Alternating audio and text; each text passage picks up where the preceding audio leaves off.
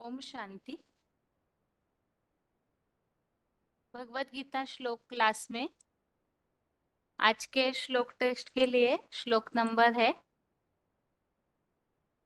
13वें अध्याय का 14वां श्लोक, अध्याय 13 का श्लोक नंबर 14 और 10वें अध्याय का 31वां श्लोक, अध्याय 10 का श्लोक नंबर 31।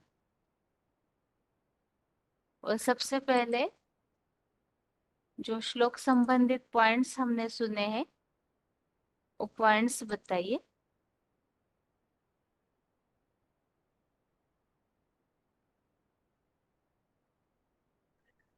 कौन अनम्यूट है?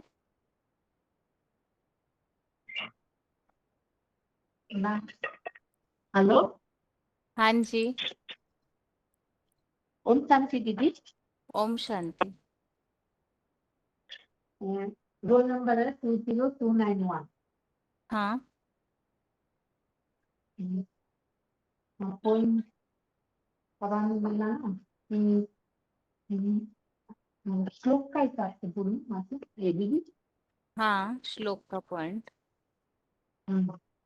श्लोक का पॉइंट में 13 अध्याय का 14 में बोला हुआ है कि सब इंद्रियों में गुण होता है ना। तो इंद्रिया अनासक्त होते भी पोषण करता गुणों का भोगता है। ओम शांति जी। श्लोक बताइए माता जी।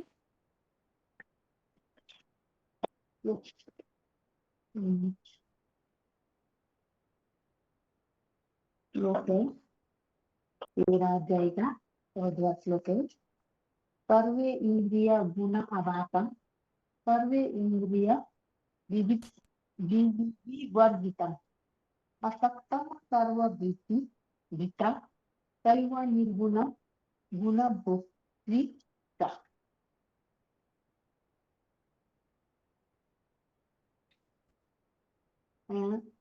आपको भी बताऊं दीदी। बताइए।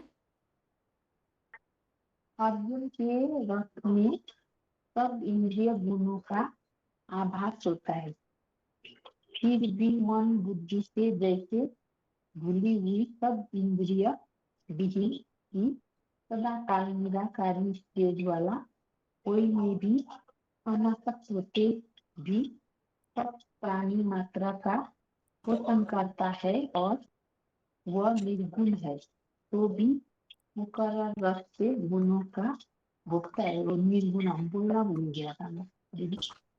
ठीक है माता जी। आगे हेलो अगला दीदी। कौन अनम्यूट है? हाँ जी, रोल नंबर। पाठी नहीं हुआ नदियर पूजा ठीक है। गाँव से बात कर रही हूँ। हम्म। हाँ पॉइंट बताओ दीदी। हाँ जी। हाँ पॉइंट भोक्ता होते भी इंद्रियों विहीन निराकारी स्टेज वाला अनासक्त। तो जो शिव है वो क्या करते हैं, वो कभी देहों में नहीं फंसता और देहों का जो अटैच्ड है वो अटैच में कभी नहीं आता, क्योंकि वो तो गर्भ से जन्म नहीं लेता, माना अगर्भा ना, वो स्वर्ग में नहीं आता है ना नरक में आता है। तो वो क्या करते हैं, सदा स्वतंत्र वाली आत्मा ओ। तो वो कभी देवों का बंधन, कभी देवताओं के शरीर के बंधन में, ना कभी मनुष्य शरीर का बंधन में, ना राक्षस राक्षसियों, ना और जो प्राणी मात्रा है प्राणी मात्रा के बंधन में वो कभी आता ही नहीं। वो तो जानता ही नहीं कि दोनों अलग अलग शिव और शंकर। लेकिन पूजा किसकी होती है, शिवलिंगों का भी होती है और शंकर का भी होती है। लेकिन शिवलिंग जो है वो तो निराकारी स्टेज का यादगार, तो शिव के साथ शंकर का नाम ही जोड़ा जाता है, जो इस सृष्टि का हीरो पार्टधारी आत्मा। और वो क्या, तो वही सदा कायम। तो वो साकार में रहते हुए भी उनका जो कर्मेंद्रिय है ज्ञानेंद्रिय है, वो कर्मेंद्रिय ज्ञानेंद्रिय के भूल जाता है। माना उनका जो आंखों है, आंखों होते हुए भी वो नहीं देखता, कान होते हुए भी वो नहीं सुनता, और नाक होते हुए भी अच्छी गंध नहीं लेता। तो कि वो सारी प्राणी मात्र संगों के रंगों में आती है, लेकिन वो संगों के रंगों में आने से ही उनको फंसता ही नहीं और किसी से आसक्ति भी नहीं होता। माना ही वो इंद्रिय होते हुए ही इंद्रिय विहीन और निराकारी स्टेज को ही वो धारण कर लेती है। इसलिए उनका इंद्रिय होते हुए इंद्रियों का कोई भान नहीं होता और अनासक्त भी होता। ठीक है, श्लोक बताइए। सर्वेन्द्रियो गुणाभासम सर्वेन्द्रियो विवर्जितम आसक्तम सर्ववृत्त चैव निर्गुणम गुणभोक्त च। ठीक है, मीनिंग बताओ दीदी। बताइए। तो अर्जुन के रथ में सब इंद्रियों गुणों का आभास होती है, फिर भी मन बुद्धि से जैसे भूली हुई सब इंद्रिय विहीन की सदाकाल निराकारी स्टेज वाला कोई में भी अनासक्त होते भी सब प्राणी मात्र का पोषण करता है और वह निर्गुण है, तो भी मुकोरे रथ में गुणों का भोगता है। माना ही अर्जुन के जो रथ है और रथ में सब इंद्रियों का गुणों का आभास होता है, फिर भी मन बुद्धि से जैसे कि वो इंद्रियों भूली हुई है और ऐसी इंद्रियों विहीन को सदैव की ऐसी निराकारी स्टेज अर्थात निराकारी स्टेज होते हुए भी सदैव के वो ऐसी निराकारी स्टेज धारण किए है कि इंद्रियों विहीन माना इंद्रियों का कोई भानी उनका नहीं होता, अनासक्त होते हुए भी सबका पोषण करता है और मुकुरे रथ का भी गुणों का भोगता है। ठीक है, आगे। फोन अनम्यूट है। ओम शांति दीदी। हाँ जी, रोल नंबर। 25296 हम्म। पॉइंट है। भोक्ता होते हुए भी इंद्रिय विहीन निराकारी स्टेज वाला है, वह तो शिव बंधन में नहीं आते, वह तो स्वतंत्र हैं। जिसमें प्रवेश करते हैं उसका नाम शिव के साथ जोड़ा जाता है। वह तो शरीर सृष्टि पर आते हैं और वह और आत्मा में सदा कायम रहते हैं। वह ऊंचे से ऊंची स्टेज वाले भक्तव्य हैं। वह साकार लिंग और जो मतलब में तो है ही, लेकिन उनकी आंखें होते हुए भी वह देखते नहीं हैं और कान होते हुए भी सुनते नहीं हैं और मतलब ग्लानि किसी की नहीं सुनते हैं। वह सब इंद्रियां होते हुए भी इंद्रियों के रस में नहीं डूबते हैं। वह ऐसा रूप है जो आत्मा है, वह सृष्टि के संग के रंग में नहीं आती है। वह साकार होते हुए भी इंद्रियां होते हुए भी किसी के प्रभाव में नहीं आते हैं, निर्गुण है और सब प्राणी का पोषण करता भी है और अनासक्त भी है। यही और श्लोक है दीदी। ये सर्व इंद्रिय गुणाभासम सर्व इंद्रिय विवर्जितम अनासक्तम सर्व सर्वभ्रम च एव निर्गुणम गुणभोक्ता च। ठीक है माता जी, आगे। हेलो। हाँ जी। 4783। हाँ। सर्वेन्द्रिय गुणाभासम सर्व इंद्रिय विवर्जितम असक्त सर्वभूचैव निर्गुणम गुणभुक्तुम च। तो इसमें पुरुषार्थ रूपी अर्जुन को जो रथ है वही परम प्रसिद्ध भगवान का मुकर और दिव्य रथ है। इस शरीर रूपी रथ में सब इंद्रिया होती है और गुणों का आभास भी होता है, फिर भी कोई इंद्रिया जैसे है ही नहीं, माना भूली हुई है। मन बुद्धि लिंपायमान नहीं है, अनासक्त भाव को स्पष्ट रूप से दिखाया गया है। फिर वही सब प्राणियों का पोषण करता और वो निर्गुण भी है। तो मुकर रथ में गुणों का भुगता वास्तव में शिव जो है वो कभी देह से भुगता नहीं है, वो तो सदा अनासक्त है, अटैचमेंट में नहीं आता। तो गर्भ आए, गर्भ से वो जन्म नहीं लेता, ना स्वर्ग में आता है ना नरक में आता है, ना किसी देवता के बंधन में, ना किसी राक्षस में या किसी मनुष्य के शरीर के बंधन में आता है, प्राणी मात्र के बंधन में नहीं आता है वो। ये जो दो आत्मा अलग अलग बताया गया है, मात्र गायन किसका है ना, मूर्तिमान शंकर का ही पूजा ये गायन है। मंदिर में जो शिवलिंग बनाया गया वो महादेव शंकर ही है। वो ऊंच ऊंच भगवंत है जो साकार शरीर में रहते हुए साकार कर्मेंद्रियों से और साकार ज्ञानेन्द्रियों से को भूली हुई है। एक बाप की रूप स्मृति में वो समा जाते हैं, जैसे कि इंद्रिय है ही नहीं। जैसे कि रामायण में बताया गया था, बिनु पगत ले सुने बिनु काना, कर्म करे करो बिना कर्म करे विधि ना आना, आनन रहित सकल रस भोगी, बिनु बाणी वक्ता बड़ो बड़ो युगी। ऐसे करके जो बताया गया है, जैसे कि आंख है किसकी रूप में डूबती नहीं, एक ज्योति बिंदु शिव के अलावा और किसी में उनका बुद्धि नहीं भागती है। कान है ग्लानि रूपी कलंक की धर्म के रूप में, जो संसार पे बहुत ग्लानि होगी कलयुग के अंत में, वो सब सुनता है, सुनते हुए भी जैसे नहीं सुनता, मतलब कान है ही नहीं। जैसे कि हर इंद्रिया, चाहे ज्ञान इंद्रिया चाहे कर्म इंद्रिया, अपनी काम समय अनुसार करते हुए भी फिर भी अनासक्त रहते हैं। इस सृष्टि रूपी रंगमंच पर ऐसे कोई भी महान ग्रेट फादर नहीं है, चाहे बुद्ध, क्राइस्ट, इब्राहिम, जो भी है, तो वो सब संघ के रंग में आते हैं, लेकिन ये एक ही ऐसी हस्ती है किसकी प्रभाव में नहीं आता है। ब्रह्मा कुमारी ने जो ढेर सारे चित्र बना दिए भगवान के नाम पर, खास करके 32 गुण वाले जो निराकार चित्र बनाए हैं और शास्त्र में बताए हैं, वो तो निर्गुण है। लेकिन गुण और अवगुण किस में होता है, भगवान ने पूछा, साकार में होता है। ब्रह्मा कुमारी विद्यालय में जो 32 गुण दिखाया गया है, वही शंकर की यादगार है, जो पुरुषार्थ करके शिव समान निराकार निर्विकार निरहंकारी बन जाता है। जो सारे संसार में एक नाम मशहूर है, शिव के साथ जुड़ा जाता है, वो है शिव शंकर भोलेनाथ। और इसके बारे पति के बारे में एक बात बताया, सच्चा पति कौन होता है ना, जो अपनी सारी कमाई, सारी प्रॉपर्टी, सारी जानकारी अपने पति पत्नी को दे, तो वो है सच्चा पति। पक्की प्रवृत्ति बनती है उसके आधार पर। तो शिव निराकार जिस साकार मुकरतन में आता है परम ब्रह्म रूपी माता में, उसको सारा प्रॉपर्टी जो ज्ञान धन होता है उनके पास, उनको सारा ही दे देती है, जिससे वो ऐसे माता बनती है कि सारा संसार की भरण पोषण करने में निमित्त बन जाती है। हेलो। हाँ जी, ठीक। ठीक। आगे अगला फोन अनम्यूट है।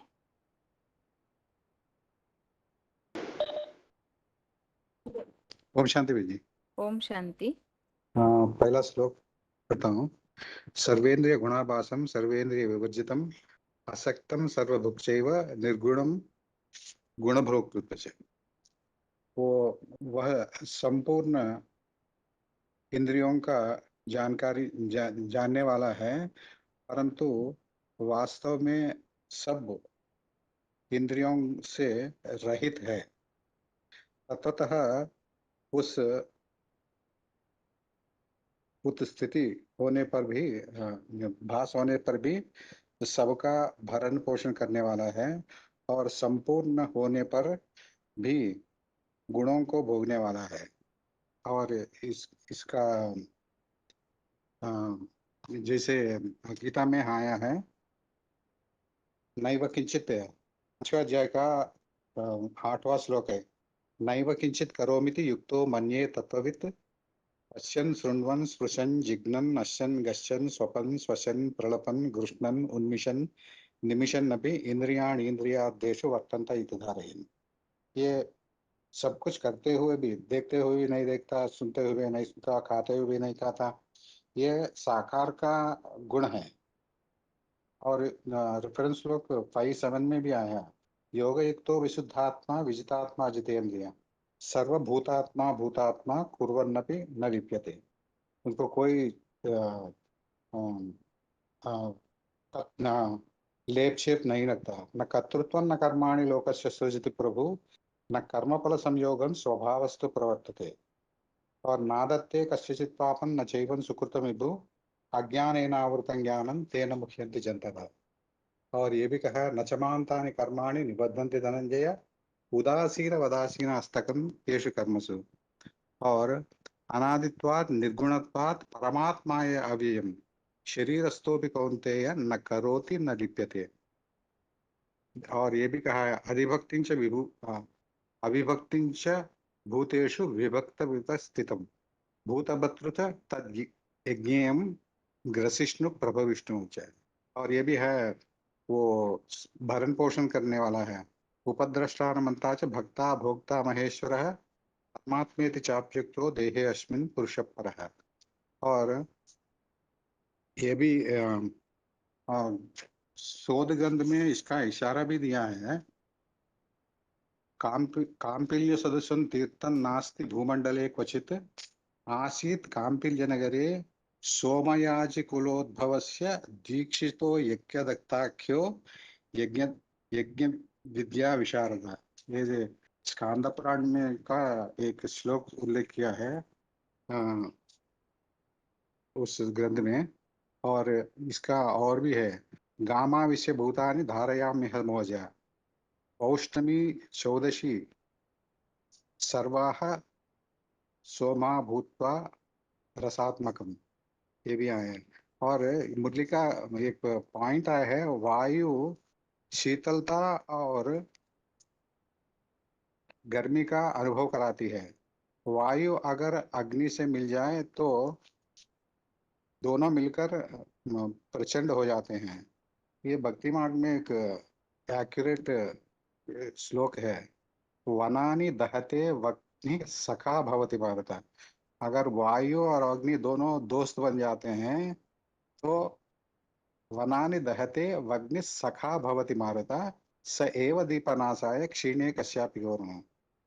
मतलब वायु और अग्नि दोनों मिले तो बहुत प्रचंड बन जाता है, और अगर कोई छोटा सा दीप जल रहा है, मतलब आत्मिक स्थिति में पूरा नहीं होता है, उनको बुझा देती भी है। तो इसका मतलब यह है, यदा दीपो निवातस्थो नेंगते सोपमाश्रित योगी रोहित चित्तस्य इंजते योगवात्मा।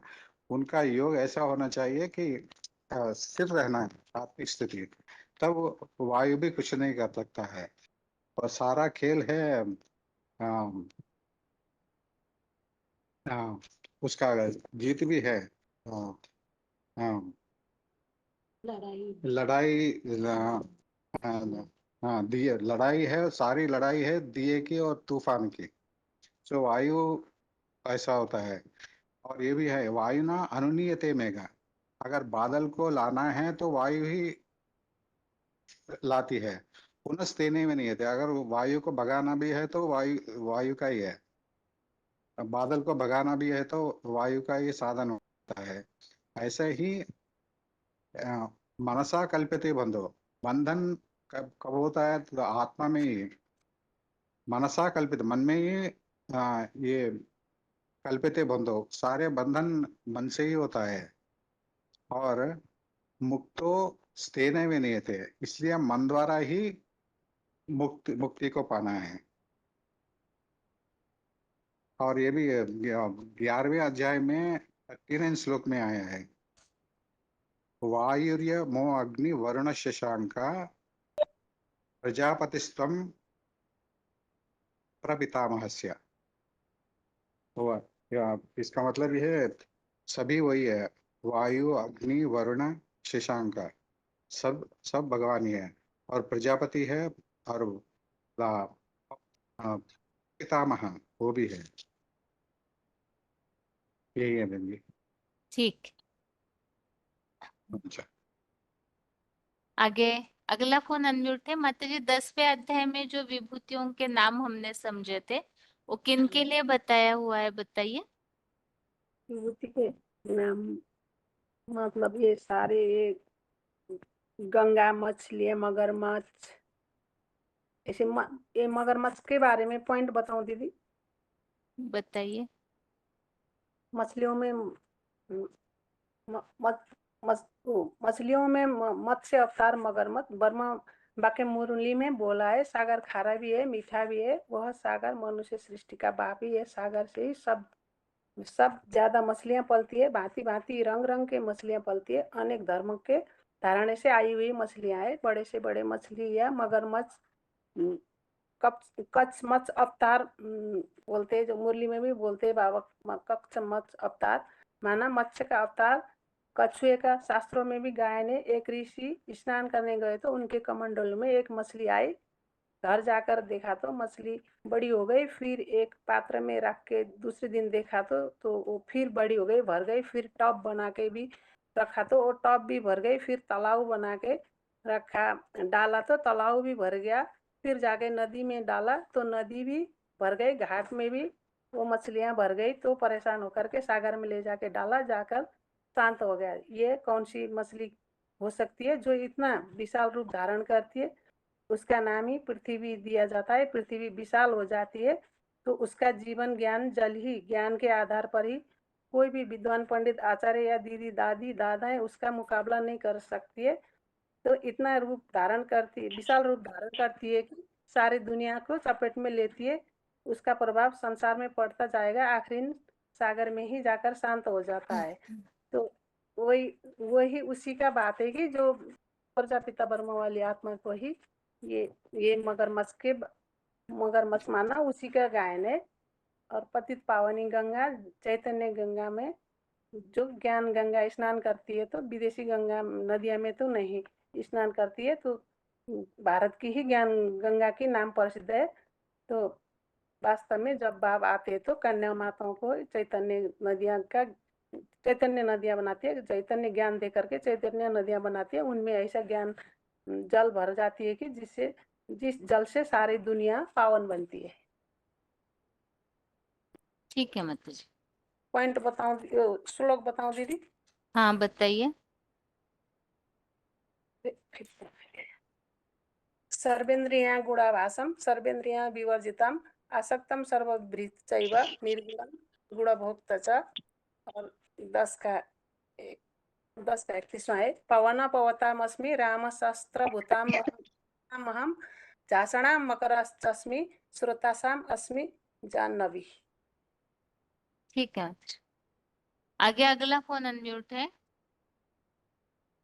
ओम शांति। हाँ जी। Roll number 28,319। हम्म। 10 का 31वां श्लोक है।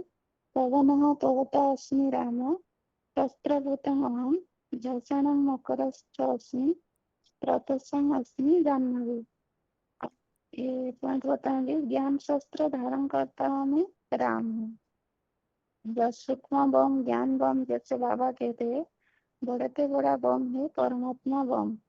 कोई बनाने वाला होगा ना, जो बना सकता है वो ढंग से कर सकता है। पहले ना चाहे ज्ञान का बम बड़े से बड़ा शस्त्र है। जैसे गीता में आया है राम शस्त्र भूता अहम, शस्त्र धारण करता में राम है। उनका कौन सा शस्त्र का नाम है? धनुष। शरीर का नाम है। जैसे कहते हैं मानव चाप जहाज, जो हिंदी में कहते हैं शंकर जब जहाज, जही चढ़े उतर पारनार। जो जो इस जहाज पर मनुष्य चढ़ जाता है वो इस संसार पार चले जाता है। मुड़ा सकल संसार पारनार, बाकी सारे संसार डूब जाती है। इस विषय सागर देहवान सागर को तो शरीर रूपी धनुष है। सृष्टि जो झाड़ के चित्र में ऊपर बैठा है शंकर, और जो कृष्ण का पाठ बजाने वाला आत्मा संघर्ष में ब्रह्मा है, पाठ बजाते हैं। वैसे ही राम का पाठ बजाने वाला आत्मा संघर्ष युग में शंकर के नाम में प्रत्यक्ष होता है। वो बैठकर क्या करता है? जो सारे आत्मा को ऊर्ध्व गति में ले जाता है। और आत्मा नीचे स्टेज से ऊंची स्टेज में जा रहे हैं। कैसे जा रहे हैं? किसकी याद में जा रहे हैं? निराकार को याद करना तो इतना सहज नहीं है, लेकिन साकार में जो निराकार आए हुए क्या दूसरे धर्म वाले उनको पहचानते हैं? नहीं पहचान पाएंगे। वो किसी की स्मृति में रहकर ऊंची स्टेज में जाएंगे। जो सभी मनुष्य आत्मा है, चाहे पाप आत्मा चाहे पुण्य आत्मा है, और सभी एक चाप जहाज बुद्धि योग से उसी पर सवार करके पार होंगे। सारे संसार में जब अखबार हो, टीवी हो, रेडियो हो, इंटरनेट द्वारा राम की महिमा का गीत गाएगा, वो तभी सारे को पता चल जाएगा कि वो राम का पाठ बजाने वाला कौन है। वो सबसे पावरफुल है, जिसे बम कहा जाता है। वो है परमात्मा का बम है। जब प्रत्यक्ष होता है तो सारे संसार के लोग को पता चल जाता है परमात्मा कौन है।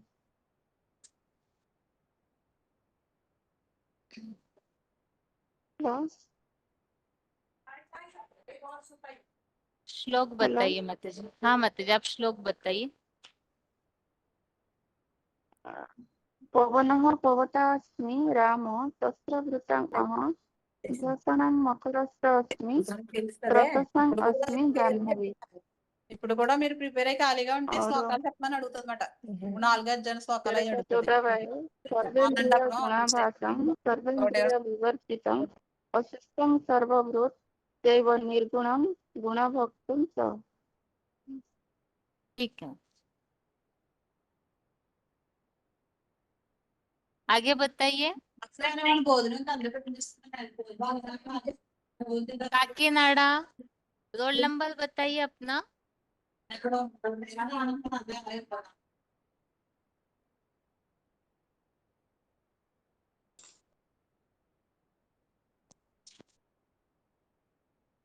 आगे। ओम शांति बहन जी। ओम शांति। पॉइंट बताइए बहन जी। 13वें अध्याय का तो हो चुका है। जो विभूतियां है वो आपको क्या समझ में आया, किनके लिए कौन सी विभूति बताया है ये बताइए। पवन मने हवा, पृथ्वी, जल, वायु, अग्नि, आकाश 5 तत्व है। 5 तत्व रावण की मुख हो जाते हैं कलयुग में, अंत में तमो प्रधान बन जाता है। प्रकृति करते हैं आनंदी आते हैं, वो भी पृथ्वी, जल, वायु, अग्नि, आकाश 5 देवता है, चैतन्य भी है। लेकिन बुद्धि कलयुग अंत में जड़त्वमयी बुद्धि बन जाती है, पत्थर बुद्धि बन जाती है। एक ही देवता का नाम ही पवन देव, हवा, पवन का पुत्र हनुमान कहा जाता है। ठीक है, श्लोक हाँ, बताइए। श्लोक 10वां अध्याय में 31। पवन पवताम अस्मि, राम शस्त्रभूतानाम अहम जशनाम मरकच्छ अस्मि, स्त्रोतसाम अस्मि जाह्नवी। 30 अध्याय में 40 श्लोक। सर्वेन्द्रिय गुणभासम सर्वान्द्रिय विवर्जितम आसक्त सर्वभूत चैव निर्गुणम गुणभोक्ता च। अर्थ बताए बहन जी। बताइए। अर्जुन के रथ में सब इंद्रियों गुणों का आभास होता है, फिर भी मन बुद्धि जैसे भूली हुई सब इंद्रिय विहीन की सदाकाल निराकारी स्टेज वाला कोई में भी अनासक्त होते भी सब प्राणी मात्र का पोषण करता है, और वह निर्गुण है तो भी मुकर्रत से गुणों का भोक्ता है। ठीक है। हाँ, ओम शांति। ओम शांति। अभी चौथा अध्याय जिन्होंने भी पढ़ के रखा हुआ है, या तो इसके पहले लेट ज्वाइन होना शुरू किया है, इसके पहले चौथा अध्याय जब चल रहा था तो नहीं सुना है, अगर ऐसे कोई है तो हाथ उठाइए। चौथा अध्याय जब पढ़ रहे थे तब जिन्होंने नहीं सुना वो एक बार हाथ उठाइए।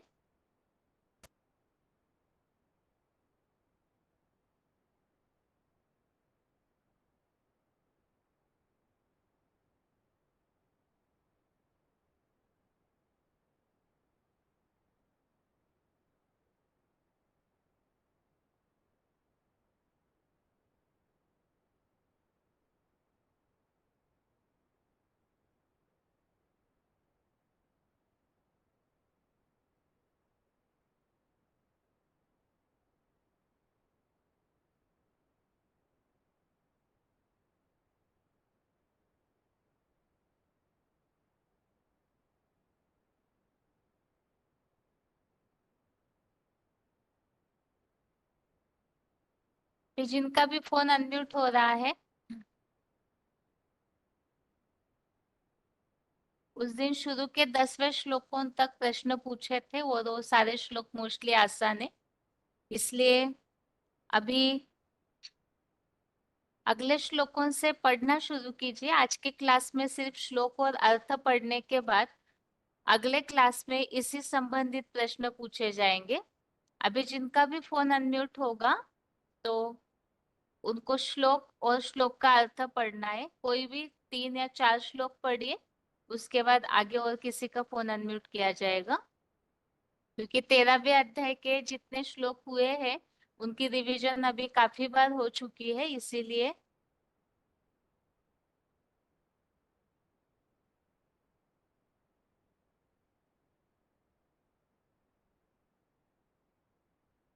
फोन अनम्यूट है किसी का?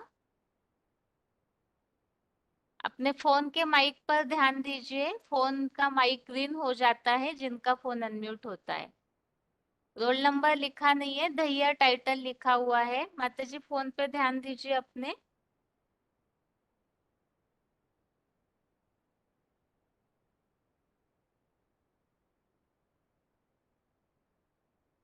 जिनके फोन में दहिया टाइटल लिखा हुआ है, माताजी आपका फोन अनम्यूट है।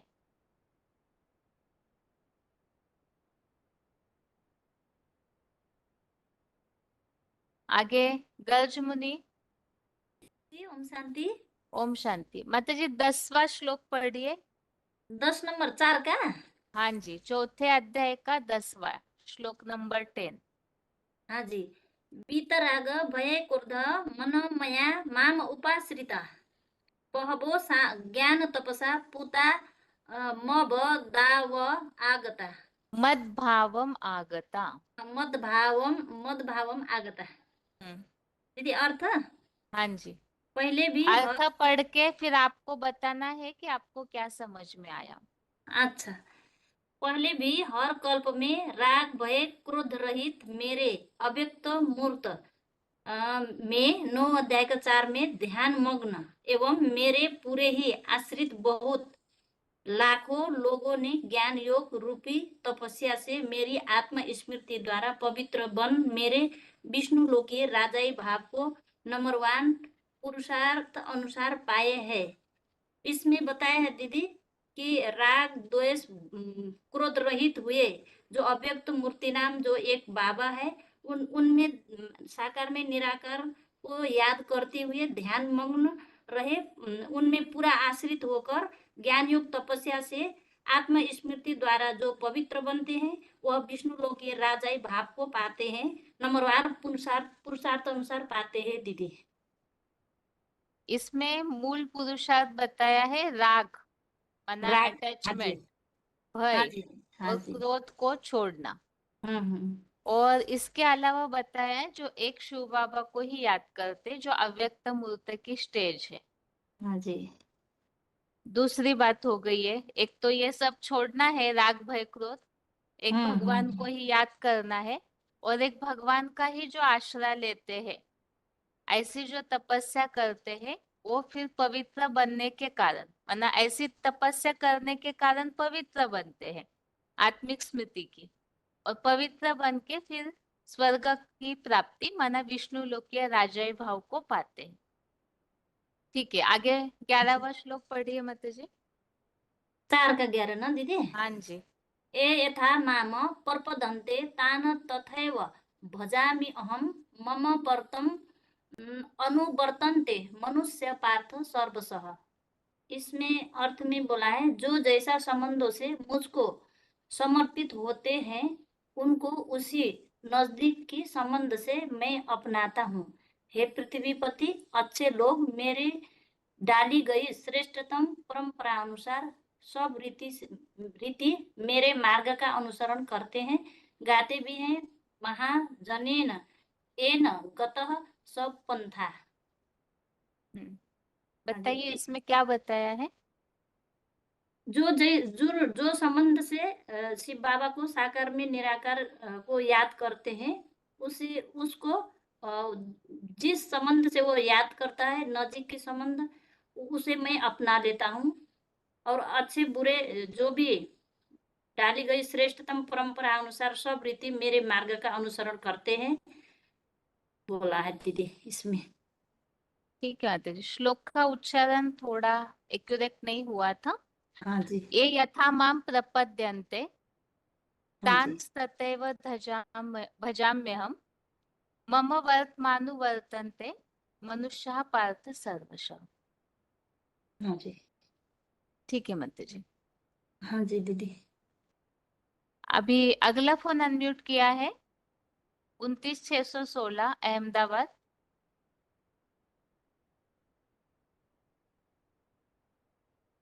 ओम शांति दीदी। ओम शांति। कौन सा पढ़ू दीदी। 12वां श्लोक पढ़िए माताजी। कांक्षांत कर्माणा सिद्धि यजंत इहम देवताः क्षिप्र हि मानुष्ये लोके सिद्धि भवति कर्मजा इस अभ्यास को असंभव को संभव करता संगम युग में लोक में कर्मों की सफलता के इच्छुक देव यज्ञ सेवा करने हैं, क्योंकि यही साक्षात मननशील मनुष्य के पुत्र रूप मनुष्य लोक में कर्म से उत्पन्न सफलता सिद्ध होती है। देवता लोक या नरक लोक पृथ्वी लोक में नहीं। और ठीक है, चौथे का हिंदी 13वां भी पद। एक्यूरेट नहीं हुआ आपका कहीं। यहाँ जैसे मनु के पुत्र रूप मनुष्य लोक में कर्म से उत्पन्न सफलता शीघ्र होती है। आप पहले ये बताइए, आपको क्या समझ में आया इस श्लोक में अर्थ? इस श्लोक में बताया है कि असंभव को संभव करने वाला संगम युग में जो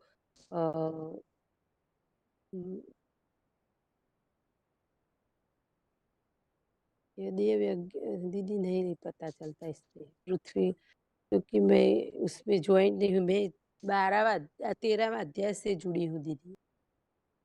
ठीक है माता जी। इस श्लोक के अर्थ में ये बात बताई हुई है कि संगम युग में जो भी असंभव बातें हैं वो सब संभव हो सकती है। तो कौन सी बात असंभव है जो संभव हो जाती है? तो इसके लिए बताया कि सभी लोग जो भी कर्म करते हैं वो कर्म विशेषकर प्राप्ति के हेतु करते हैं। तो इसलिए बताया संगम युग में कर्मों की सफलता के इच्छुक देव यज्ञ सेवा करते हैं। माना यहाँ ईश्वरीय यज्ञ में जो सेवा करते यज्ञ सेवा, तो मनुष्य लोक में कर्मों से उत्पन्न सफलता शीघ्र ही होती है, देवलोक नरक लोक या पृथ्वी लोक में नहीं। तो यहाँ संगम युग में, पुरुषोत्तम संगम युग में जो भी पुरुषार्थ करते हैं तो उस कर्म की सफलता शीघ्र प्राप्त होती है। जो बताया साक्षात मननशील मनु के पुत्र मनुष्य लोक में, मतलब पुरुषोत्तम संगम युग में यहाँ भगवान का बनने के बाद हम जो भी कर्म करेंगे इसका रिजल्ट हमें तुरंत मिलेगा। कैसे? जैसे बाबा बोलते इसी जन्म में हम मनुष्य से देवता बन जाते हैं। बाकी और जन्म में, एक ही जन्म में तुरंत प्राप्ति नहीं होती है, लेकिन यहाँ संगम युग में ये बात संभव हो सकती है, इसके लिए बताया हुआ है यहाँ। आगे पढ़िए 13वां श्लोक। चातुर्वर्ण्यं मया सृष्टं गुणकर्म विभागश तस्य कर्तारम् अपि मां विद्धि अकर्तारम् अव्ययम्। कल्प चतुर्युगी पहले भी हर व्यक्ति के भावानुकूल में पुरुषोत्तम संगम युग में हुए गुण कर्म के विभागानुसार नंबरवार 4 वर्णों को रचता था। उसका मेरी श्रीमत में मेरे समान बने ज्योतिर्लिंग पूर्ण रूप अव्यक्त मूर्ति के कर्ता होने पर भी सदा शिव ज्योति अकर्ता अभोक्ता अगर्भ जन्मा अनासक्त एवं निर्विकार मुझ अक्षर अमोद वीर्य को मूर्तिमान भोगी आत्मा महादेव शंकर समझ लेते हैं। माता जी हो गया, सुनी है ना? ठीक है माता जी, क्या समझ में आया इसमें बताइए। इसमें समझ में आया कि चतुर्युगी जो पहला भी हर व्यक्ति के भावानुसार, એટલે દરેક વ્યક્તિનો જેવો जैसा भाव होता है वैसे में इस पुरुषोत्तम संगम युग में गुण कर्म के विभाग अनुसार नंबरवार 4 वर्णों को रचाता श्री भगवान मेरे वो अकर्ता भोक्ता अजन्मा अगर्भा अनासक एवं निर्विकारी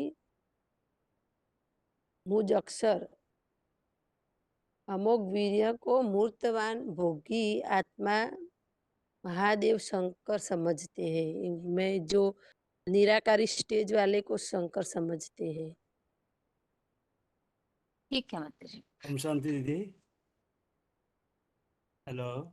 एक मिनट। ये जो श्लोक अभी पढ़ा माता जी ने, चौथे अध्याय का 13वां श्लोक, चातुर्वर्ण्यम मया सृष्टम गुण कर्म विभागशः तस्य कर्तारमपि माम विद्धि अकर्तारम अव्ययम्। इस श्लोक में यहाँ दो बातें हैं। एक तो है कि यहाँ पुरुषोत्तम संगम युग में ही, ये श्लोक सृष्टि चक्र में भी समझाया जा सकता है या कल्पवृक्ष के चित्र में भी। यहाँ संगम युग में जो आत्माएं जैसी शूटिंग करते हैं अपने कर्मों की, विशेषकर जैसे हम कोर्स में समझते ही है कि यहाँ संकल्पों से पहले शूटिंग होती है, फिर कर्मों के ऊपर। तो इसीलिए जिन्होंने जैसे अपने स्वभाव संस्कारों के अनुसार कर्म किए हैं, तो उसी अनुसार जो यहाँ बताए हर व्यक्ति के भावानुकूल उन कर्म के विभाग अनुसार नंबरवार 4 वर्णों को रचा था। तो वास्तव में कर्म तो मनुष्य करते हैं, तो उनके कर्मों के अनुसार फिर भगवान उसको 4 वर्णों में डिवाइड करते। और 4 वर्ण तो हम मुरलियों में सुनते आए ही है, जैसे देवता, क्षत्रिय, वैश्य और शूद्र। तो इन 4 वर्णों की रचना का फाउंडेशन यहाँ पुरुषोत्तम संगम युग में ही पड़ता है। दूसरा यहाँ बताया है कि मेरी श्रीमत से मेरे समान बने, ज्योतिर्लिंग रूप अव्यक्त मूर्ति के कर्ता होने पर भी सदाशिव ज्योति अकर्ता, अभोक्ता, अगर्भ जन्मा, अनासक्त एवं निर्विकारी मुझ अक्षर अमोघ वीर्य को मूर्तिमान भोगी आत्मा महादेव शंकर समझ लेते हैं। तो वास्तव में परमपिता शिव जो है वो हमेशा ही अकर्ता है, उनको इस सृष्टि से कोई लेन देन तो होता नहीं है। तो परमपिता शिव के समान जो आत्मा बनती है महादेव, तो वो महादेव इस सृष्टि का वासी है। जो नीचे भी फुटनोट में दिया है, निराकार शिव ज्योति जो है वो तो परम धाम के वासी है, और एडम, आदिदेव, काशी कैलाशी वासी अर्थात महादेव वो साकारी दुनिया का वासी है। तो यहाँ कहने का भाव यह है कि वास्तव में इन चारों वर्णों की रचना जो इस सृष्टि का वासी है महादेव, उनके निरीक्षण में की जाती है, क्योंकि परमपिता शिव जो है वो अकर्ता है। तो ये श्लोक विशेषकर एक तो भगवान अकर्ता है, जो बताया तस्य कर्तारम अपि माम विद्धि अकर्तारम अव्ययम्। तो भगवान अकर्ता है, इस हिसाब से भी लागू होता है। और दूसरा इस श्लोक में ये बताया हुआ है कि महादेव को ही शिव समझ लेते हैं, लेकिन शिव अलग है, शंकर अलग है। और वास्तव में ये सब 4 वर्णों को अलग अलग करने का जो कार्य है वो भी महादेव इस सृष्टि पर करते हैं। परमपिता शिव के समान जब बन जाते हैं तो उस समय वो इस तरह का कार्य करते हैं, लेकिन परमपिता शिव इस दुनिया से हमेशा ही न्यारे रहते हैं। आगे पढ़िए 14वां श्लोक। न माम कर्माणि लिम्पन्ति न मे कर्मफल स्पृहा इति माम यह अभिजानाति कर्म भी न स बद्धते। इसका अर्थ लो, जो मुझको अच्छे बुरे कर्मों का बंधन है, न मुझसे कर्मों के फल में कोई प्रकार की इच्छा है, ऐसा जो भली भांति मंथन करके मुझ सदाकाल निर्लिप्त रूप को जान लेता है, वो स्वर्ग प्लस वैकुंठ के 21 जन्म सत्य त्रेता युगी आधा कल्प कर्मों में नहीं बांधता, वो सुखी ही रहता है। अर्थात जो परमपिता परमात्मा शिव है, वो उसे अच्छे और बुरे कर्मों का बंधन नहीं होता, न कर्मों के फल में कोई इच्छा रखते हैं। इसी तरह का श्लोक और कोई अध्याय में पढ़ा है हमने? पढ़ा तो है दीदी। ओ ये अध्याय का नाम नहीं है, ओ ये मुझे बताइए, कौन एक अनम्यूट किया है? चौथे अध्याय के 14वें श्लोक की तरह ही और कौन सा श्लोक है मिलता जुलता?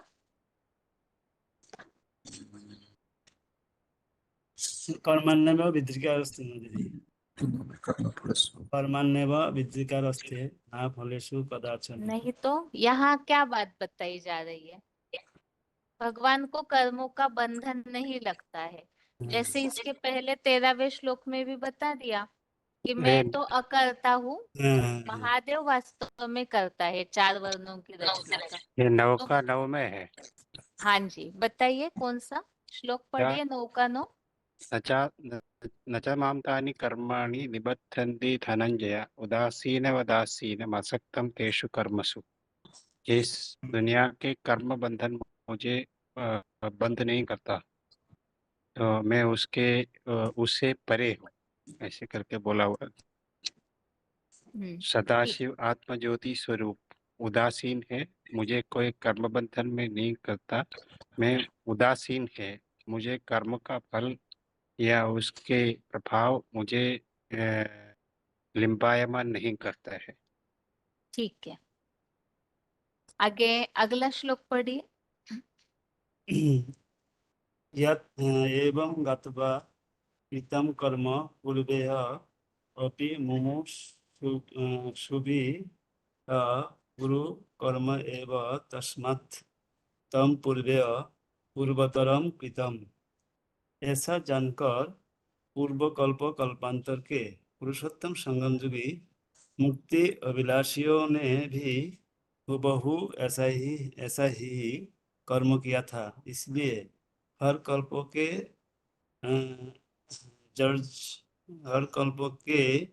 जर्जों के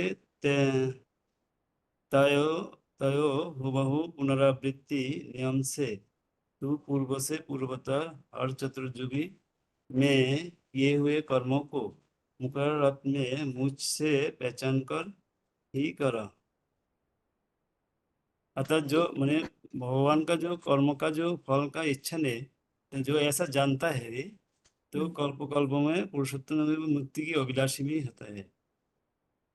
ठीक है, तो हुबहू ऐसा ही कर्म किया था, इसलिए हर कल्प का जो यो की त्यागी है वो हुबहू पुनरावृत्ति नियम से तो पूर्व से पूर्वतर हर चतुर्युग में किए हुए कर्मों को मुकर्रर में ही मुझ पहचान कर ही है। ठीक। हम सुनते। हाँ, आगे माता जी इसी श्लोक को फिर से पढ़िए। एवं ज्ञात्वा कृतं कर्म पूर्वे अपि मुमुक्षुभिः पूर्व कर्म एव तस्मात् त्वं पूर्वे पूर्वतरम कृतम्। अभी ये दोनों श्लोकों का अर्थ मिला करके बताइए, क्योंकि दोनों का कनेक्शन है 14 और 15। इन दोनों में क्या बात समझाना चाहते हैं भगवान? माने कर्म में वो बंधन नहीं होते हैं, वो जो है वो बनते कर्म में बंधते नहीं है, लेकिन जो इसमें तो 14 में बताया, जो इस रूप में मेरे को जानता है, परमपिता परमात्मा तो कर्म फल में इच्छा नहीं रखते, वो अनासक्त रहते हैं। जो उनको जानते हैं, मतलब जो मुकर्रर में वो प्रवेश करते हैं, जो उनको अच्छे रीते जानते हैं, वो भी उसी तरह शिव समान बन जाते हैं। वो भी कर्म में कोई मतलब आसक्त नहीं होते, वो कर्म फल में वो बंधाई में नहीं होते हैं। तो इसमें वो वही बताया 15 में। तो पूर्व कल्प में हुबहू वही बात वो रिपीट होता है। पूर्व कल्प में जो हुआ था वही मतलब पुनर्बार इसी कल्प में भी वही होता है, मतलब हर कल्प रिपीट होता है ये बात। ठीक है माता जी। यहाँ ये जो श्लोक है 14 और 15, आज की दुनिया में सभी को चाहिए कि जीवन में शांति चाहिए, मोक्ष चाहते हैं लोग। अब मोक्ष मिलेगा कैसे? वास्तव में मुरलियों के हिसाब से तो बाबा बताते हैं कि संपूर्ण मुक्ति किसी को मिलती नहीं है, कि हमेशा के लिए ही जन्म मरण के चक्र से बिल्कुल आत्मा निकल जाए, ऐसे तो संभव नहीं होता है। तो इसीलिए यहाँ ये बात बताइए, फिर भी लोग दुखों से मुक्ति चाहते हैं, तो उसका उपाय क्या है? 13वें श्लोक में खास बात बताई हुई है कि भगवान जो है वो अकर्ता है। अर्थात क्या? तो वो अकर्ता की बात को ही यहाँ 14वें श्लोक में और स्पष्ट किया है कि मुझे कोई कर्मों का बंधन नहीं लगता, ना ही मुझे कर्म फल में कोई इच्छा है। भगवान कर्म बंधन से न्यारे इसलिए रहते हैं क्योंकि कर्म फल की कोई उनको कर्म के किए हुए रिजल्ट की अपेक्षा नहीं रहती है। और जो भगवान के इस गुण को अच्छी तरह से जान लेता है, भली भांति मंथन करके, जो इस बात को समझते हैं, जो इस निर्लिप्त रूप को जान लेते हैं, वो कर्मों के बंधन में नहीं बंधते। तो बाहर की दुनिया में लोग जो ये चाहते हैं मोक्ष, मुक्ति मिले हमें दुखों से, तो उन्हें इस बात को समझा सकते हैं भगवान को जाने बिगर मुक्ति मिल नहीं सकती है, क्योंकि मनुष्य गुरु जो है वो कभी मोक्ष नहीं दे सकते। बहुत सारे भक्ति मार्गीय लोग हैं जो गुरुओं के पीछे लगते हैं या अटके हुए रहते हैं, अंधश्रद्धा में चलते हैं। तो ऐसी आत्माओं को हम इस श्लोक से समझा सकते हैं। यहाँ तो बताया है कि भगवान कर्म बंधन से न्यारे है, तो भगवान के इस रूप को जो जान लेते हैं वो कर्मों के बंधन में नहीं बनते। लेकिन मनुष्यों के पीछे हम जाएंगे जो खुद चक्र में फंसे हुए हैं, वो दूसरों को चक्र से निकाल नहीं सकते। तो भगवान को जानना चाहिए। तो इसी के लिए यहाँ बताया कि इस बात को जान करके ऐसे मुक्ति के अभिलाषियों ने भी हूबहू ऐसे ही कर्म किए थे। इसीलिए ही कल्प कल्प जो के तो हूबहू पुनरावृत्ति, पुनरावृत्ति हूबहू माना ये ड्रामा जो है जू का त्यों रिपीट होता है। जैसे बाबा बोलते हैं कि एक मक्खी अगर इधर से उड़ के गई तो दोबारा वैसे ही उड़ के चली जाएगी। इतना ड्रामा एक्यूरेट है। ऐसे समझ करके ही अगर हम ड्रामा को साक्षी होकर के, ड्रामा के प्रति साक्षी होकर के अगर कर्म करते हैं, भगवान को जानकर यथार्थ रीति याद करके, तो बताए ऐसे कर्मों को ही मुकर्रर रथ में मुझे पहचान कर। तो हमें कैसे कर्म करना है ये यहाँ बताया कि ड्रामा हूबहू रिपीट होता है, तो हमें आसक्त नहीं होना है कर्मों के रिजल्ट के प्रति। आगे अगला फोन अनम्यूट है, अपना रोल नंबर बताइए। हेलो बहन जी। हाँ जी, रोल नंबर। हेलो हेलो बहन जी। हाँ हाँ 2321 फॉर भुवनेश्वर। पढ़िए भुवनेश्वर। माता जी, पढ़िए पढ़िए श्लोक पढ़िए 16वां। हाँ। किं कर्म किं अकर्म इति प्रगय अपि अत्र मोहिता त्वत् ते कर्म प्रवक्ष्यामि यत् ज्ञात्वा मोक्षते अशुभात्। माने कर्म क्या है, क्या विकर्म है और क्या अकर्म है, ऐसे कर्मयोरी के बारे में 25,000 के इतिहास से यहाँ बड़े बड़े न्यायाधीश ऋषि मुनि आदि विद्वान लोग भी कतरा गए हैं। ऐसे पत्थर बुद्धि बन पड़े। मुझे यह कर्म अकर्म विकर्म का स्वरूप बनाता हूँ। जिस सच्ची गीता संविधान अनुसार जानकर 25 वर्षीय सब चेता के आधा कल्प के लिए अशुभ कर्म से मुक्त हो जाएगा।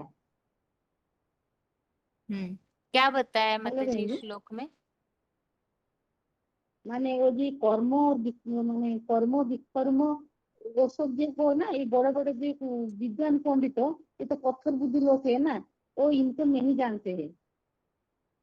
ये सब जानने के लिए सच्ची गीता संविधान अनुसार अशुभ माने कर्मों से मुक्त माने 25,000 वर्षीय सत प्रत्या के आधा कल्प के लिए अशुभ कर्मों से मुक्त हो जाएगा।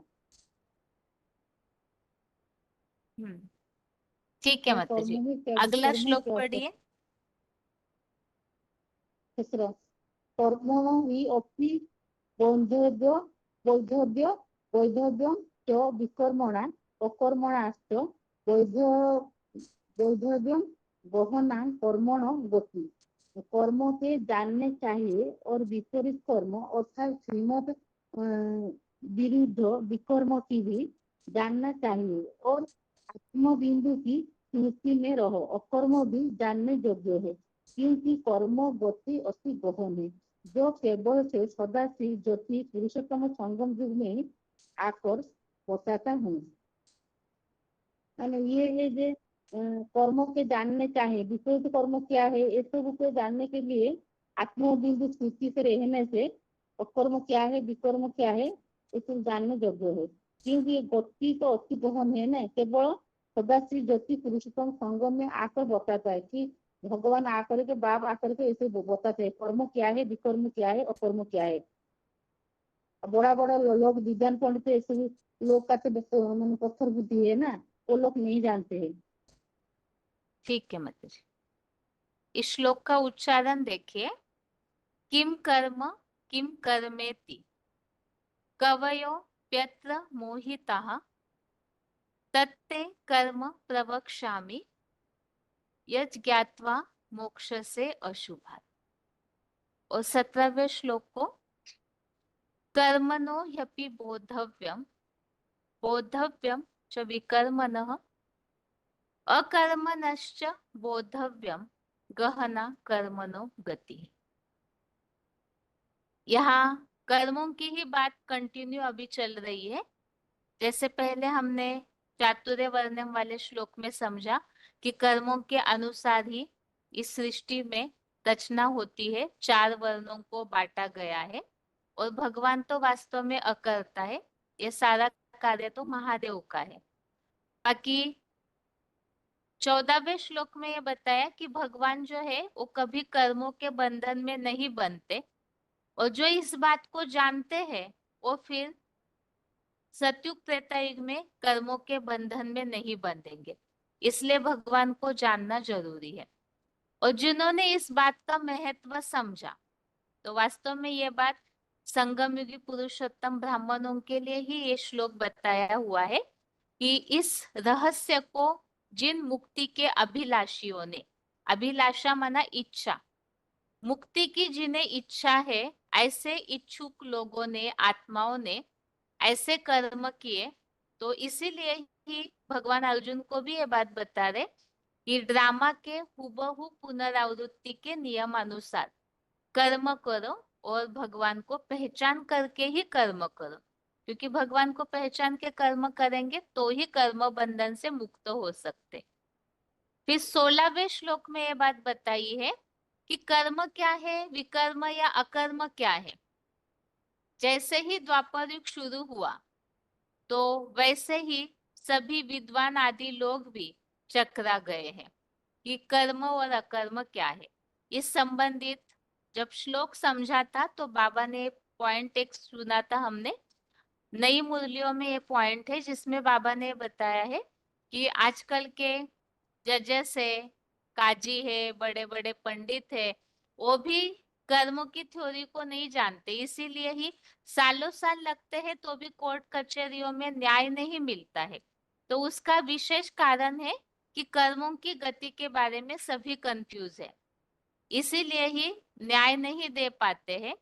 तो वास्तव में भगवान ही यहाँ पुरुषोत्तम संगम युग में कर्म विकर्म अकर्म सबका स्वरूप बताते हैं। तो अगर कर्म बंधन से मुक्त होना है, क्योंकि यहाँ बात चल रही है कर्म बंधन से मुक्त होना है, तो उसके लिए क्या करना है, तो गीता संविधान अनुसार अगर कर्म करते हैं तो अशुभ कर्मों से माना पाप कर्मों से मुक्त हो जाएगा। और 17वें श्लोक में बताया है कर्म को जानना चाहिए और विपरीत कर्म मतलब श्रीमत के विरुद्ध कर्म को भी जानना चाहिए। और अकर्म की परिभाषा बताई, आत्म बिंदु की स्मृति में रहकर, आत्मिक स्थिति में रहकर के जो कर्म किए जाते हैं वो अकर्म है, उसे भी जानना चाहिए। इसीलिए क्योंकि कर्म की गति अति गहन है, जो भगवान ही आकर के इस गति को बताते हैं। अभी अगला फोन अनम्यूट किया है, रोल नंबर बताइए अपना।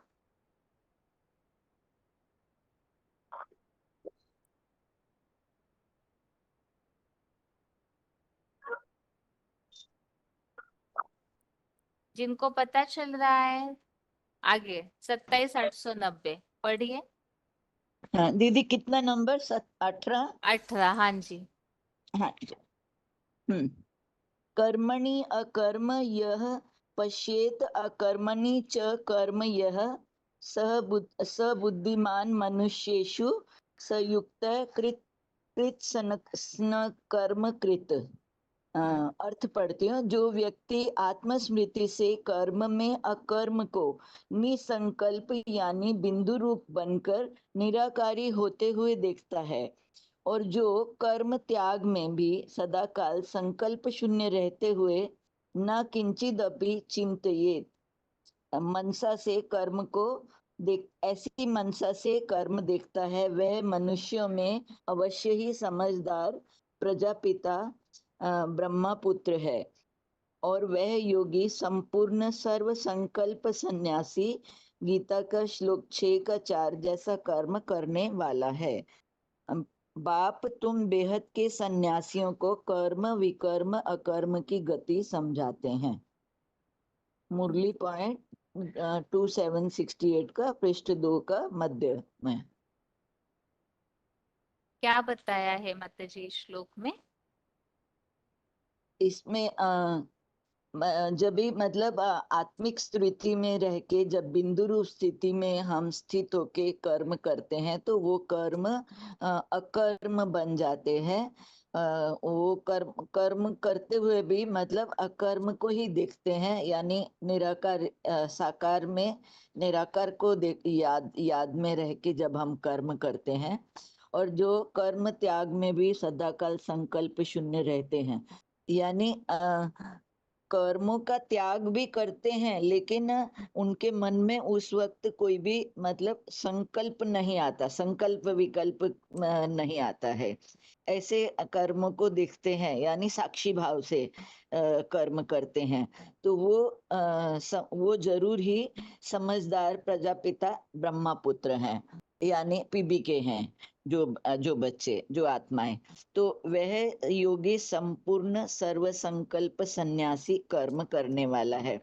जो इस तरीके से आत्मिक स्थिति में रह के कर्म करते हैं तो वही संपूर्ण सन्यासी बनते हैं, यानी सब कुछ करते हुए भी किसी भी कर्म में लिप्त नहीं होते। मतलब उनके कर्म अकर्म बन जाते हैं। और अगला पढ़ो श्लोक दीदी। हाँ जी पढ़िए। ये ठीक था दीदी? हाँ बताइए, आप पढ़िए आगे। जी। यस्य सर्वे समारंभा काम संकल्प वर्जिता ज्ञान अग्नि दग्ध कर्मणम तम आहु पंडितम बुधा।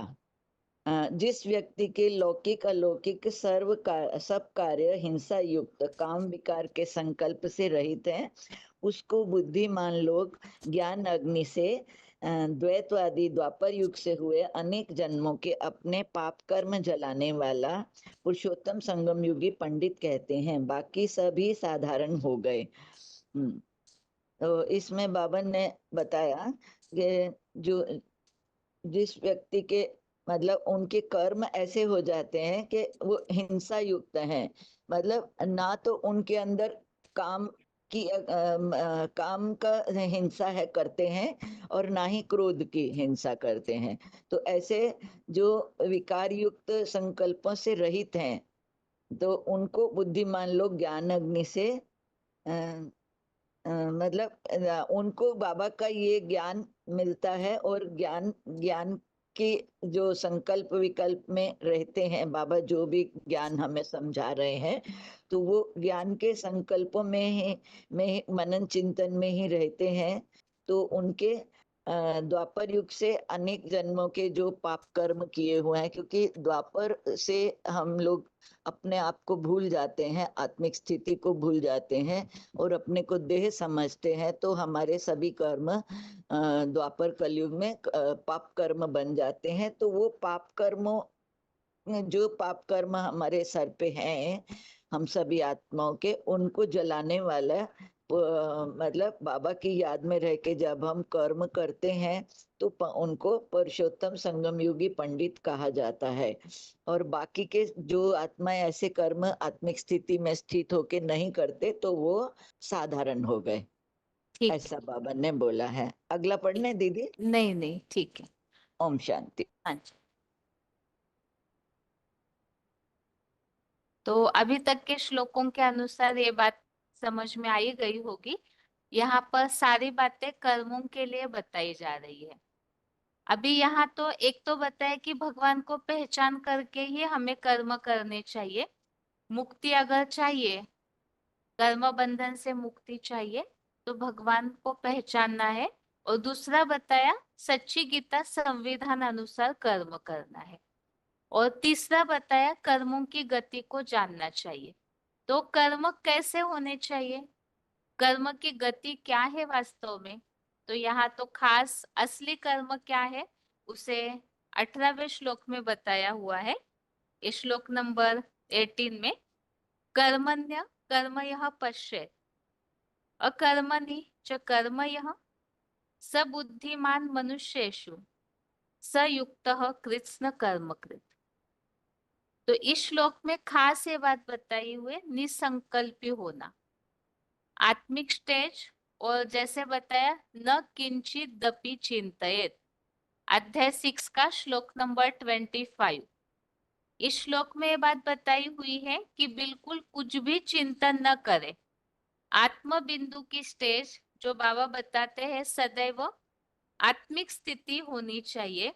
तो ऐसी स्थिति में अगर हम रहते हैं, आत्मिक स्टेज में बाबा बोलते हैं परमात्मा की याद समाई हुई रहती है, तो पाप कर्म होने की बात ही नहीं आएगी। और दूसरी बात है निसंकल्पी स्टेज रहेगी तो कर्मों में आसक्ति नहीं होगी। और दूसरा बताया है सर्व संकल्प सन्यासी, अध्याय 6 का श्लोक नंबर 4।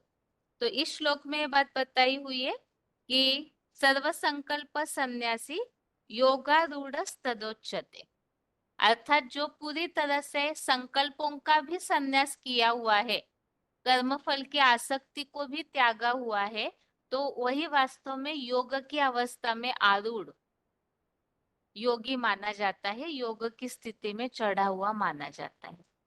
तो यहाँ मुख्य बात बताई हुई है कि आत्मिक स्थिति में रह करके कर्म करना चाहिए। अब जो पहले कर्म किए हुए हैं तो उसे क्या करना चाहिए, तो योगियों के लक्षणों में 19वें श्लोक में बताया हुआ है। अब इस कलयुगी दुनिया में तो ऐसा कोई भी नहीं। इस संबंधित बहुत से वार्तालापों में बाबा ने बताया है यस्य सर्वे समारंभा काम संकल्प वर्जिता। इस कलयुगी दुनिया में ऐसा कोई भी नहीं होता है जिसके कर्म काम विकार के संकल्प से रहित हो। कोई ना कोई इच्छा लेकर के ही हर मनुष्य कलयुग में कर्म करता है, तो पाप बनते हैं। तो इसीलिए बताया कि जो बुद्धिमान लोग हैं, जिस व्यक्ति के लौकिक अलौकिक दोनों भी कार्य हिंसा युक्त काम विकार के संकल्प से रहित है। एक तो विकारी भावना, वो भी काम विकार की हिंसा, और कोई भी प्रकार की कामना, क्योंकि हमें तो खास लक्ष्य यही दिया हुआ है इच्छा मात्रम अविद्या। तो कोई भी प्रकार की कामना न हो, काम संकल्प वर्जिता। ऐसी स्थिति में जो रहते हैं तो हिंसा युक्त काम विकार के संकल्प से रहित जिसके सब कार्य है, उसे बुद्धिमान लोग ज्ञानाग्नि से पाप कर्मों को जलाने वाला पुरुषोत्तम संगमयुगी पंडित कहते हैं।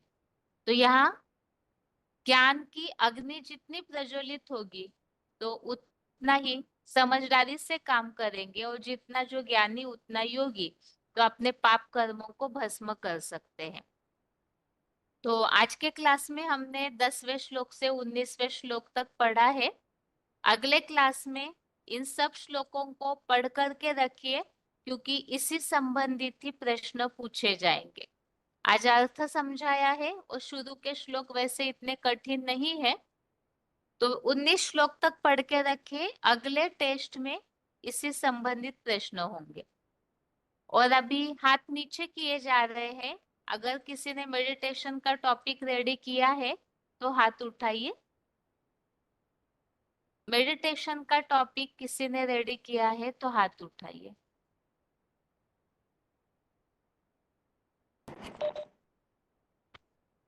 हेलो। हाँ जी माता जी।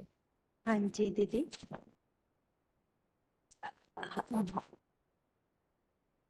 हेलो। हाँ जी माता जी। दीदी एक टॉपिक है योग अभ्यास से मन को कैसे एकाग्र करें, है ना। हाँ तो जी। जैसे आज हमारे पास तन बल धन बल जन बल बहुत है पर मनोबल नहीं है। तो मनोबल कब आएगा? जब मन एकाग्र होगा। विद्वान पंडित आचार्य जो हैं वो भी खोज नहीं पाए कि मन की सच्ची सुख शांति कैसे मिलती है। जब आत्माओं के बाप परम पिता शिव धरती पे आते हैं तभी हमें सच्ची सुख शांति का रास्ता बताते हैं और तन का सुधार कैसे हो ये भी बताते हैं। भगवान आते हैं तब ही मन के सुधार का रास्ता बताकर हमारे मन को सुखी करते हैं कि जब हम आत्मा में टिकेंगे शरीर को भूलेंगे तब हमारे मन का सुधार होगा और उसी मन के सुधार के कारण ही हमारे शरीर का सुधार भी होगा। आत्मा को लगी आत्मा में जो भी शरीर की जो भी लगी बीमारियां हैं वो आत्मा पे लगी हुई बीमारियां हैं जो आज हमारे शरीर के ऊपर दिखाई देने लगी हैं।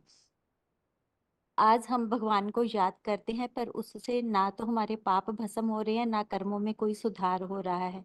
जैसे बीमारी होती है तो दवाई काम नहीं करती तो हम कहते हैं कि जा तो दवाई गलत है जा दवाई लेने का तरीका गलत है। इसी तरह ही आज हम भगवान को याद तो कर रहे हैं पर पाप नहीं कट रहे हैं ना संस्कारों में कोई सुधार हो रहा है। जिसको याद कर रहे हैं इसलिए जा तो वो भगवान नहीं है जा याद करने का हमारा तरीका जो है वो गलत है। भगवान है हमारी दवाई और उसकी याद है दवाई लेने का तरीका क्योंकि विधि से ही सिद्धि होती है। दवाई सही नहीं लेंगे तो सफलता नहीं मिलेगी संस्कार परिवर्तन नहीं होंगे। हम भगवान को अपने आप नहीं जान सकते जब तक भगवान आके खुद अपने बारे में हमें ना बताए। इसीलिए गीता में आया हुआ है स्वयमेव आत्मा आत्मानं वेत्थ त्वं पुरुषोत्तम। अगर सगे संबंधियों की याद से ही हमें भगवान मिलता हमारे पाप कटते तो हमें अलग से भगवान को याद करने की जरूरत नहीं थी। आज हम योग अभ्यास से भी मन को स्थिर नहीं कर सकते क्योंकि मन बीमार है। मनुष्य का मन चंचल घोड़े की तरह जो सदैव भागता ही रहता है। इसीलिए ही गीता में आया हुआ है चंचलम ही मना कृष्ण परमार्थी बलवत दृढ़म। मन में संकल्पों की धाराएं बहती रहती हैं जैसे सागर में लहरें आती हैं एक के बाद दूसरी। आज बीमारियों का अंत नहीं है क्योंकि हमारी बीज रूप आत्मा में फाल्ट है। वो जो फाल्ट अब हमारे पूरे शरीर के ऊपर भी बीमारियों के रूप में दिखाई देने लगा है। इसीलिए ही गीता में आया है आत्मा ही अपना शत्रु और आत्मा ही अपना मित्र है। जैसे कहते हैं बंधुर आत्मा एव रिपु आत्मना। आत्मा की बीमारी बढ़ने का कारण है परचिंतन और परदर्शन। इसीलिए आज जल्दी जल्दी जन्म और जल्दी जल्दी मृत्यु के चक्कर में आके हम अपने कर्मों का पापों का हिसाब किताब चुकतू कर रहे हैं। पाप जो है जो कर्म है वो भी 3 प्रकार से उसका भोग भोग रहे हैं आज हम। जैसे आत्मा अपने आप में कर्म भोगी भी बनती है बीमारियों के द्वारा तन के रोग दिमाग कमजोर होना और भूत प्रेत की प्रवेशता आदि। आत्मा स्वयं हिसाब किताब भोगती है। दूसरा संबंध संपर्क के द्वारा दुख की प्राप्ति होती है। तीसरा प्राकृतिक आपदाओं के द्वारा हिसाब किताब आत्मा चुकता करती है। हरेक के अंदर 5 विकार भरे हुए हैं।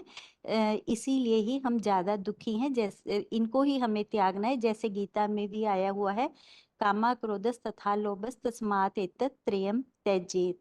और रामायण में भी आया हुआ है काम क्रोध मद लोभ सब नाथ नरक के पंथ। इन विकारों के कारण ही हमारे करैक्टर बिगड़े हैं। मन खुश नहीं है तभी तो मनोरंजन के साधन ढूंढते हैं। डिप्रेशन मेंटल टेंशन आदि केस बढ़ रहे हैं बीमारियां बढ़ रही हैं। मन दुरुस्त करने के लिए हमें अपने मन को कछुए के अंगों की तरह इंद्रियों के विषय से पूरी तरह हटाना है। तो इसीलिए ही गीता में आया हुआ है जदा संहरते चायम कुर्मा अंगीन सर्वशा। मन को भगवान में लगाना है जिसके लिए गीता में आया हुआ है तानी सर्वाणी सेम्य युक्त सीत मत परा। जैसे सूरदास जी ने भी कहा है तजमन हरि विमुखन को संग जिनके संग से कुमति उपजी पड़े भजन में भंग तजमन हरि विमुखन को संग। बार बार मन में भगवान का ध्यान करेंगे उसकी याद में टिकेंगे तभी मन स्थिर होगा। जैसे कहते हैं करत करत अभ्यास के जड़मति होत सुजान रसरी आवत जात है सिल पर परत निशान। तो तुलसीदास जी ने भी फिर कहा है कि एक घड़ी आदि की पुनियाद तुलसी संगत साध की तुलसी हरे कोटि सब पाप। तो साइंटिस्ट भी हैं जो वो भी एकाग्र होकर ही रिसर्च करते हैं। जो संस्कार परिवर्तन है उनसे विश्व परिवर्तन तभी होगा जब हम भगवान की याद में टिकेंगे। जैसे स्प्रिंग है, उसको जहां तक खींचता है वहां तक ही खींचता है जहां तक उसकी कैपेसिटी होती है। ऐसे ही हमारा भी मन जो है बार बार इंद्रियों के विषय में भागेगा, पर यदि हम उसे भगवान को पहचान कर याद करेंगे, उसकी याद में ठहरेंगे, तो हमारा मन भी भगवान की तरफ खींचेगा और हमारे मन में वैराग्य आएगा। तो इसीलिए ही भगवान के लिए कहा जाता, इसीलिए ही कहा है गीता में, अभ्यासेन तो कौन्ते वैराग्येन गृह्यते, practice make a man perfect. अनेक जन्म हमने देह के संबंधों में डूबने की प्रैक्टिस की है, देहधारियों को याद किया है, अब उससे उल्ट करना है। अब हमें बार बार एक जिस तन में भगवान धरती पे आते हैं उसी को ही याद करना है। ये प्रैक्टिस पक्की हो जाएगी। जैसे रोटी बनाने की प्रैक्टिस करते हैं, बार बार रोटी बनाते हैं तो वो एक दिन परफेक्ट बनने लगती है। ऐसे ही हमें भी पुरानी दुनिया, झूठी दुनिया के संबंधों से मोह नहीं लगाना है, उनसे डिटैच करके बुद्धि एक भगवान की तरफ ही लगानी है, एक को ही फॉलो करना है। यही लिखा है इसे। ठीक है माताजी। ठीक ओम शांति। हाँ, आगे अगला फोन अनम्यूट है।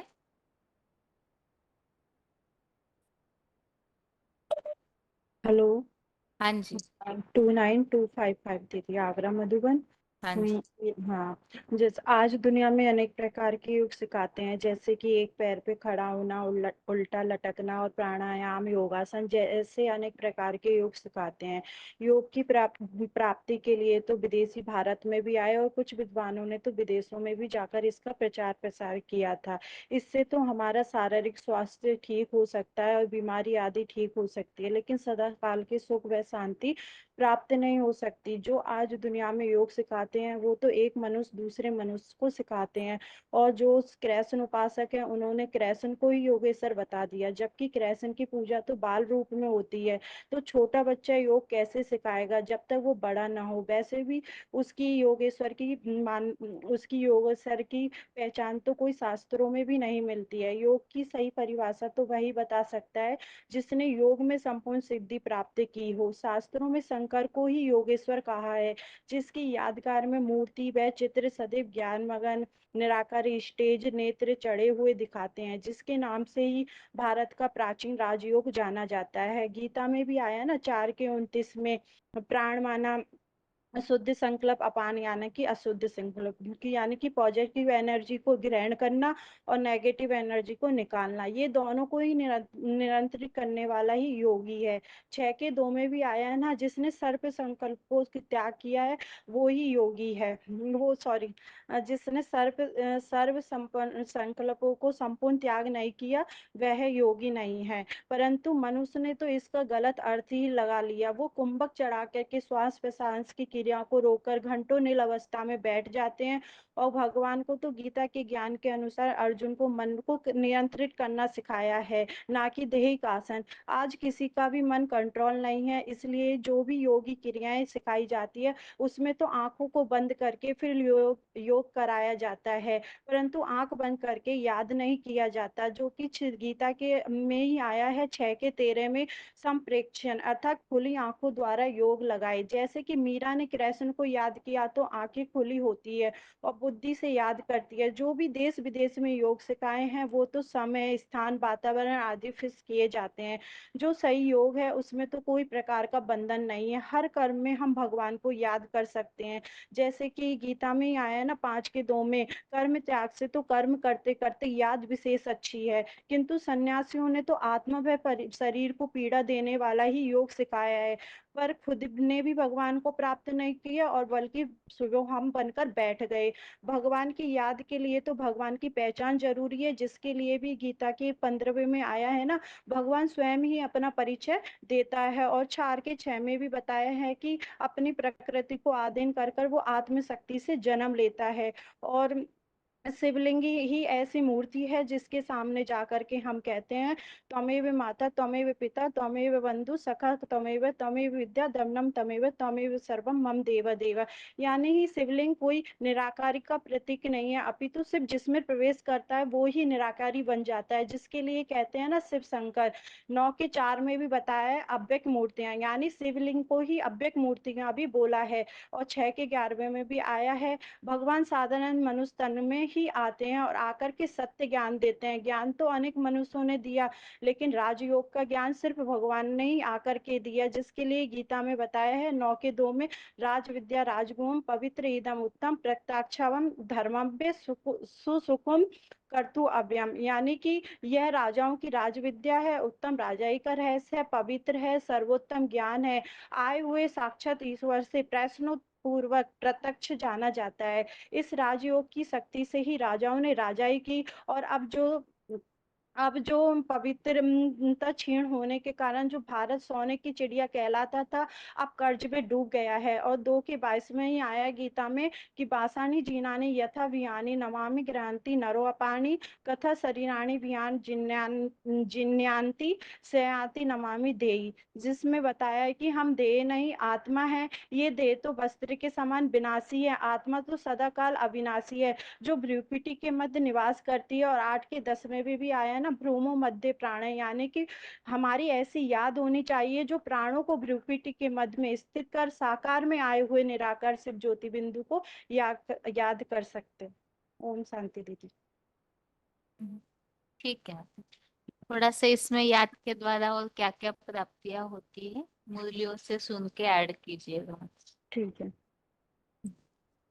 आगे विभूतियों वाला टॉपिक बताना था कि सारी विभूतियां एक का ही गायन है। इस ठीक है, टॉपिक पर बताइए। मैंने करना हाँ था। जी, बताइए। तो इसमें विभूतियां अर्थात क्या, विशेष रूप से जो जन्म लेती हैं, योग ऊर्जा की शक्ति के द्वारा जन्म लेने की बात है।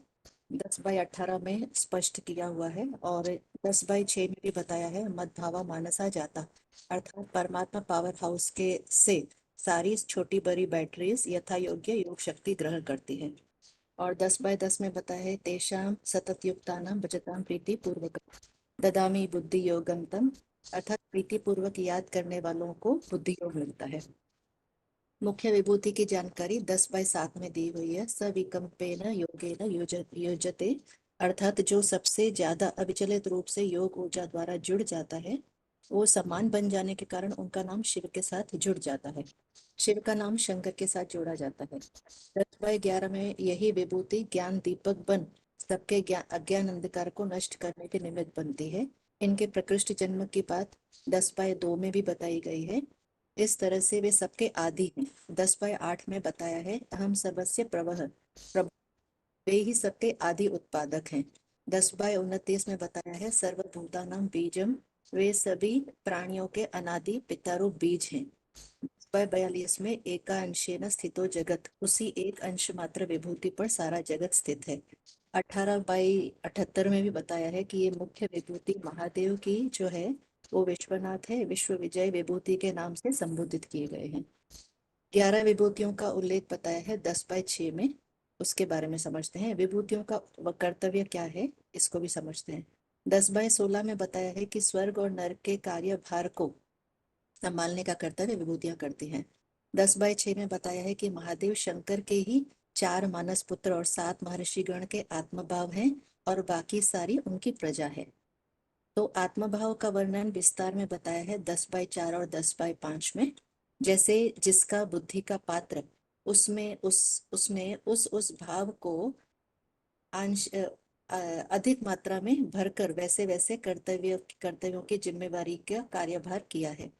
क्योंकि 5/16 अनुसार महादेव चैतन्य ज्ञान सूरत अखूट ज्ञान प्रकाश के भंडार हैं।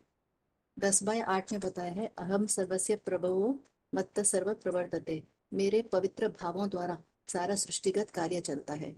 7/12 में बताया है ये चैव सात्विका भावा राजसास तामसास चैव, अर्थात सात्विक राजसी तामसी भाव वो सब उन्हीं से हैं ऐसा जान। इसी क्षेत्र को रथी के भावों को विस्तार में 13/7, 8, 9, 10 में बताया गया है। विभूतियों में मनुष्यों के अलावा जड़ जंगम चल अचल प्राणियों के भी नाम है, ये कैसे? तो 9/4 में बताया है कि मया ततम इदम सर्वम जगत व्यक्त मूर्तिना, अर्थात सारा जड़ जंगम उनसे अर्थात अव्यक्त मूर्ति महादेव शंकर से ही विस्तृत हुए हैं। 11/7 में विश्व रूप दर्शन में महादेव को ही महादेव की देह में जड़ और चेतन सहित संपूर्ण जगत को दिखाया है। इहम एकस्थम जगत कृत्स्नम। 11/43 में 43 में पिता लोकस्य चराचरस्य माना जड़ चेतन जगत के पिता हैं। विभूतियों के द्वारा स्वर्ग नरक की सृष्टिगत कार्य चलता है, न जड़ वस्तुओं से न कम स्तर वाले प्राणियों अर्थात पशु पक्षियों द्वारा कार्य चल सकता। मनुष्य मन बुद्धि प्रदान होते हैं, जिसमें बुद्धि की प्रधानता कम होती है उसकी तुलना जड़ वस्तुओं से अथवा पशु पक्षियों से की जाती है। सारे पशु पक्षी वस्तुओं का प्रतिनिधित्व करने वाली कोई न कोई मनुष्य आत्मा ही होती है। कदाचित इसके लिए 5 तत्वों को भी देव शब्द के साथ संबोधित किया जाता है, जैसे सूर्य देव, वायु देव, अग्निदेव आदि आदि। और उन पदार्थों में विभूतियों में कारण रूप भी स्वयं महादेव हैं। 7वें अध्याय के 8 से 12 में स्पष्ट किया हुआ है। कुछ विभूतियों के उदाहरण द्वारा समझेंगे। जैसे 10/21 में बताया है सूर्य और चंद्रमा की विभूति के बारे में बताया गया है, ऐसे ही 7/8 में बताया है कि सूर्य और चंद्रमा की कांति मैं हूँ, माना कारण रूप बताया है। 13/17 में बताया है नक्षत्रों की ज्योति किसको बताया, क्षेत्र को बताया है। 10/25 में बताया है एक का अक्षर ओम मैं हूँ। तो 10/32 में अक्षरों में अकार। और 7/8 में बताया है सब वेदों में कारण रूप ओम ओंकार, ये कारण रूप मैं ही हूँ। संतान उत्पादकों में कामदेव बताया। तो 7/11 में बलवानों का कामदेव अर्थात बल मैं हूँ ऐसा बताया है। 10/34 में नारियों में कीर्ति लक्ष्मी वाग्देवी सरस्वती बताया है। 7/9 में बताया है पृथ्वी माता में पवित्र सुगंध मैं हूँ। 10/23 में पावक अग्नि बताया है। तो 7/8 में अग्नि का तेज बताया है कि वो वही है। 11/39 में अग्निदेव के प्रजापिता विराट रूप में बताए गए हैं। 10/24 में बताया है सरोवरों में सागर मैं हूँ। 7/8 में बताया है जल में रस अर्थात कारण रूप मैं हूँ। 10/36 में सात्विक पुरुषों में सात्विकता हूँ। और 7/8 में बताया पुरुषों में पुरुषोत्व मैं हूँ। 10/36 में बताया है तपस्वियों का तेज मैं हूँ। और 7/9 में बताया है कि तपस्वियों की तप शक्ति। और 7/10 में तपस्वियों का तेज मैं हूँ। और कुछ विभूतियों का उदाहरण जो मेल खाता है और श्लोकों से 10/25 में जैसे स्थिरियम पर्वतों में हिमालय राज युधिष्ठिर। तो 1/16 में बताया है कि युद्ध में सदा स्थिर रहने वाला पहला पांडव युधिष्ठिर है, अर्थात सदा सत्यवादी मुख वाला। शिव समान शंकर रहने वाला पहला पांडव युधिष्ठिर है, सदा सत्यवादी है। 10/25 में बताया है महर्षियों में भृगु अर्थात सबकी जन्मपत्री जानने वाला। तो 13/2 में बताया है कि क्षेत्र जो है वो अर्जुन जो रथी है अर्जुन है वो शंकर ही सभी प्राणियों के क्षेत्रों के ज्ञानी बताया है। 10/24 में बताया है पुरोहितों में बृहस्पति मैं हूँ। तो 9/18 में बताया है शिव बाबा को पति बताया है। 10/28 में आयुधों में अटूट पुरुषार्थी बताया है। तो 13/1 में बताया है कि सभी क्षेत्रों में जो एक्स्ट्रा ऑर्डिनरी रथ है 85वां जन्म लेने वाला अर्थात अटूट पुरुषार्थी वही है। कहीं वासुकी तो कहीं अनंतनाग, कहीं सिंह तो कहीं मयूर, सबके भाव महादेव के द्वारा जाने जा सकते हैं। इसलिए 11/5 में नाना विधानी दिव्यानी नाना वर्णान कृतानी अनेक प्रकार की योनियों वाले अनेक वर्ण सारी विभूतियां विराट रूप में दर्शाई गई है। जिस विभूति ने जो भी पाठ बजाया वो योग शक्ति की ऊर्जा चैतन्य ज्ञान सूर्य से ली हुई है। इसीलिए मूल विभूति का ही गायन है एको सद्विप्रा बहुधा वदंती। जैसे 13/14 में बताया है ऋषिवीर बहुधा गीतम, स्तुतियों में आरतियों में वेदों में ग्रंथों में कीर्तनों में सुभाषितों में कवित्वों में ग्रामीण गीतों में भी उन्हीं की वंदना की हुई है। 11/21 में भी बताया है स्तुति भी पुष्कलाभि ही। ठीक है, ओम शांति। ठीक है माता जी। वैसे इसे फिर से एक बार 15 दिन के बाद रिपीट कीजिएगा, आप रखिएगा इसे, हाँ जी क्योंकि एक साथ शायद सभी लोग नोट भी नहीं कर पाएंगे। वैसे जो बताया वो तो सारा ठीक ही है श्लोक के लिंक के अनुसार। ठीक ठीक है। ओम शांति।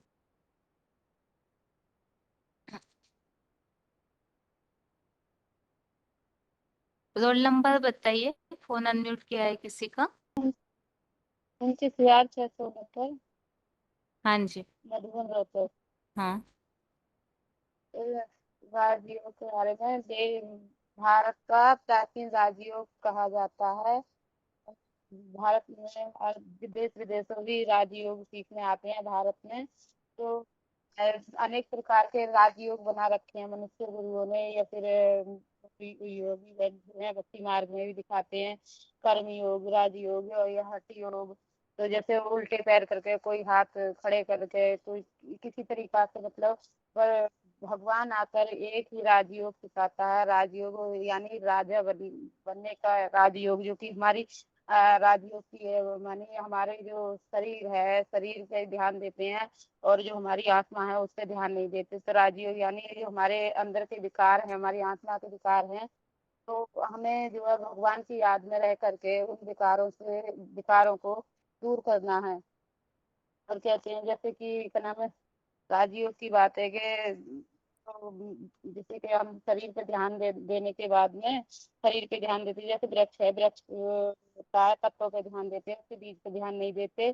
तो पानी अगर हम जड़ में देंगे तो फिर तभी तो पौधा निकलेगा। अगर हम पत्तों पे पानी देंगे तो पेड़ में कहाँ से हो जाएगी। तो वैसे ही हम अपने शरीर को ही सारा कुछ, मतलब स्वस्थ रखेंगे, या फिर शरीर की तो जब भी स्वस्थ रहेगा जब हम अपने जो हमारी आत्मा है, बीज है, उस आत्मा को क्या नाम है, भगवान की पहचान से, भगवान की याद से अच्छी तरीका से उसका जो भोजन है, याद है, हम उसे याद करेंगे। तो हम उसे हमारी जब आत्मा स्वस्थ रहेगी तो हमारा शरीर भी स्वस्थ रहेगा। तो आजकल दिखाते हैं कि वो मतलब कितनी बीमारी वगैरह चल रही है। तो बीमारी क्यों चल रही है? जो हमारे 5 विकार है, हमारे इतने हम इतने पतित हो चुके हैं समय से रंग में आकर के, कि हमें यही नहीं पता कि हम कैसे हो रहे हैं और क्या कर रहे हैं। तो हम जो है वो 5 विकारों के आधार पे हमारा ये शरीर भी बीमार, जब आत्मा में विकार बसे हुए हैं तो हमारा शरीर भी बीमार होता जाता है। और शरीर बीमार होता है तो फिर क्या नाम है, हमारी अनेक प्रकार की बीमारियां भी हो जाती हैं। तो आजकल देखने में आते हैं कि हॉस्पिटल और दुनिया की बीमारियां बढ़ रही हैं। तो हॉस्पिटल में भी कहते हैं कि वो जैसे अगर मरीज जो है मरीज पड़ा हो और उससे डॉक्टर के हाथ से केस निकल जाए, तो डॉक्टर कहता है मेरे मेरे काम का तो जो करने का था मैंने कर दिया, अब बस ऊपर वाले को याद करो, यानी एक भगवान को याद करो। वो ही अब जो भी कुछ कर सकता है तो वो ही कर सकता है। तो भगवान कौन है? जो दिखाते हैं, तो शास्त्रों में दिखाते हैं कि योगियों का ईश्वर कौन है? एक शिव शंकर मतलब शंकर भोलेनाथ है, जो वही उसकी निराकारी स्टेज भी दिखाते हैं। और मतलब हर समय उसको याद में बैठे दिखाते हैं। और ये भी कहते हैं कि इस शास्त्रों में यही बताया कि अर्जुन अर्जुन का नाम भक्ति मार्ग में भी दिखाया है। तो अर्जुन यानी हर धर्म में उसका गायन है। कि हिंदुओं में तो आदिदेव कहते हैं, मुसलमानों में एडम, और क्रिश्चियन में वो मुसलमानों में आदम, क्रिश्चियन में एडम, और जैनियों में कहते हैं आदिनाथ। तो आदिनाथ वो ही एक भगवान है, उसमें ही आकर निराकार भाव प्रवेश करता है। उसके ही द्वारा उसको ही पहचान कर अपनी आत्मिक स्थिति में रह करके उस भगवान से योग लगाना है। योग मानी इस स्वयं भगवान इस सृष्टि पर आकर की राजयोग की पढ़ाई पढ़ाते हैं, और राजयोग की पढ़ाई पढ़ाते हैं। कहते हैं कि और भगवान आके ये हमारे जो हर एक दिखाते हैं, जैसे कि अपने सहन करने की शक्ति, या फिर जो अष्ट शक्ति दिखाते हैं। तो भगवान की याद में रह करके हम उन अष्ट शक्तियों को अपने अंदर धारण कर सकते हैं। जैसे कि सामना करने की शक्ति, सामना करने की यानी कोई परिस्थिति ऐसी आ जाए जैसे, तो उसका सामना करना। या फिर सहयोग करने की शक्ति, सहयोग जैसे कि कोई भी कार्य अगर आ जाए तो उसमें एक दूसरे का सहयोग लेते हैं ना, तो इसलिए क्या नाम वो दिखाते हैं। तो इस प्रकार से हमारी 8 शक्तियां होती हैं। तो हमारे भगवान की ही याद से हम उन 8 शक्तियों को मतलब धारण कर सकते हैं। और बाकी हम जो शरीर के द्वारा ही, तो शरीर को तो हम सारा कुछ याद रहता नहीं। तो हमारी आत्मिक स्थिति में भगवान आके आत्मिक स्थिति के द्वारा ही बताते हैं, क्योंकि आत्मिक स्थिति में रहेंगे तो सारा कुछ भगवान की याद में रह करके हमें सारा कुछ पता चल जाएगा। और सारा कुछ पता चल जाएगा। और बाकी जो समय है, याद का समय बताया बाबा ने, भगवान ने के जैसे भक्ति मार्ग में भी कहते हैं सुबह सुबह उठते हैं तो शरीर भी स्वस्थ रहता है और सुबह उठने से पूजा पाठ भी करते हैं। तो भगवान जब आता है तो सुबह सुबह का समय यानी जब संगम युग का जो समय है वो सुबह सुबह का है। तो संगम युग में जब भगवान बाप आते हैं तो उनकी याद में रह करके जो अमृत वेला का समय बताया है बाबा ने, अमृत वेला का समय के सुबह मतलब 1 बजे से और 4:45 तक या 5 तक, तो इसमें भगवान आकर के हमें अमृत पिलाते हैं, ज्ञान अमृत पिलाते हैं। तो उनकी याद से ही हम अपने आप को अब स्वस्थ रख सकते हैं।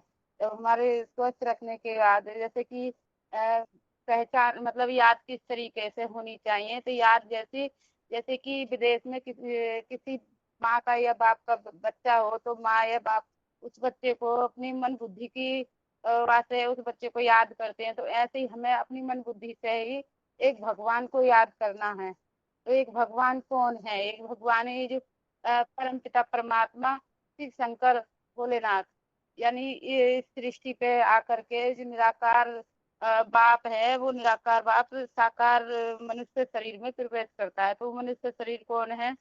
तो उसे शास्त्र में या भक्ति मार्ग में दिखाते हैं शिव शंकर भोलेनाथ। और उसका पुरुषार्थी जीवन बताते हैं राम, जो कि कहते हैं कि पुरुषोत्तम राम कोई एक है। तो पुरुषोत्तम राम मतलब उत्तम से उत्तम वो एक ही पुरुष है जो अपने आप को उस समय मतलब पुरुषोत्तम राम बनता है, जो अपने पुरुषार्थ के अनुसार उसका ही दूसरा नाम संपूर्ण रूप शंकर पड़ता है। तो उसमें जब शंकर नाम उसका होता है। और फिर बोला जैसे कि आध्यात्मिक है कि जो भी मतलब राजयोग की जो पढ़ाई है वो भगवान इस सृष्टि पर आकर के पढ़ा रहे हैं इस राज को जानने के लिए और पहचानने के लिए। आध्यात्मिक विश्वविद्यालय में आइए और हमारे इस परिवार में आकर के आपका स्वागत करेंगे, आपको बताएंगे कि कैसे सच्चा सहज राजयोग सच्चा राजयोग बताएंगे। ओम शांति दीदी। ठीक है माता जी, थोड़ा सा अगर आप श्लोक नहीं बता पाते हैं तो भी गीता हाँ में दीदी, जो श्लोक अच्छे से नहीं आते मुझे। हाँ नहीं तो जो अर्थ वाली बातें हैं ना वो लिया कीजिए कि गीता में इस अध्याय में ये बात बताई हुई है, कम से कम इतना ऐड कीजिए। हाँ दीदी, ठीक है। हाँ दीदी वो प्रैक्टिस करूंगी, मुझे ना थोड़े श्लोक कम आते हैं इसीलिए मैं क्लास तो रोज करती हूँ, प्रैक्टिस करूंगी। नहीं चलेगा, हाँ श्लोक दीदी। उच्चारण न भी आए आप अर्थों को लेके श्लोक नंबर बता सकते हो। ठीक है, ठीक है माता जी। ठीक है दीदी। ओम शांति। अभी समय ज्यादा हो गया है इसलिए आज के लिए गीता क्लास यहाँ ही पूरा करते हैं। ओम शांति।